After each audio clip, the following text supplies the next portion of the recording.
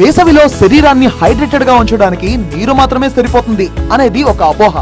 మనకు తెలియని నిజం ఏంటంటే ఎండలో మనం ప్రయాణం చేస్తున్నప్పుడు, తీరిక లేకుండా పనులు చేస్తున్నప్పుడు, ఎక్కువ గంటలు పనులు చేస్తున్నప్పుడు, ఇలాంటి సమయాల్లో మన శరీరం చెమట ద్వారా నీటిని మాత్రమే కాకుండా చాలా అవసరమైన ఎలక్ట్రోలైట్లను కూడా కోల్పోతుంది. మధ్యాహ్న సమయంలో వచ్చే నీరసం, అలసట, తలనొప్పి, నోరు ఎండిపోవడం వంటి లక్షణాలకు కారణం డిహైడ్రేషన్ తో పాటు ఎలక్ట్రోలైట్ లోపమని మనం గమనించాలి.